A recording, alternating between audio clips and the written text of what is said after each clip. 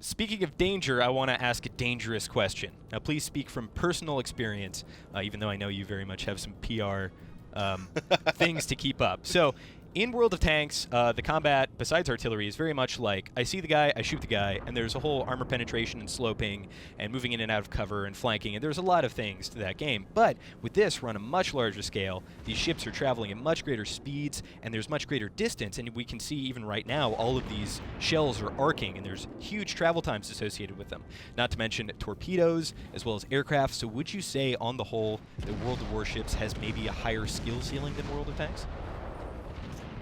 I think, yeah, I mean, definitely there's a lot more stuff to learn. And that's why, people say, like, oh, isn't your game slower than, say, Tank? It's like, well, I mean, maybe pacing-wise occasionally, yes, sometimes it can feel a little slower, but you've got so much more stuff going on that, like, you need that extra time to deal with all the sort of other mechanics that are happening. So I don't know and say if it's maybe harder, but definitely it's a different experience than just the normal, it's to drive around, get behind cover, shoot stuff, because you're paying attention to, like, where are my turrets facing? This ship luckily has very fast turrets, so I can whip them around with really no problem.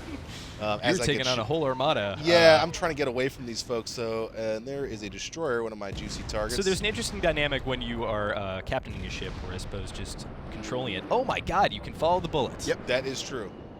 Now, if these miss, it's going to be super embarrassing. And that's what I was going to say about, coming in from a new player's perspective. I've really only been playing this game for about 2 months now, and I find it very easy to learn the basics and difficult to master. And the ceiling for mastery of this game is crazy, but I wouldn't say it's a more slow version of World of Tanks. Rather, No, I think that not. the suspense is palpable. I mean, between dropping torpedoes on somebody and kind of having that 4 or 5 seconds where you're like, is it going to hit? Is it not going to hit? Or just what you saw with the shells just there. There's a lot of suspense going on. And it does in the move just completely objectively. It moves decently faster again.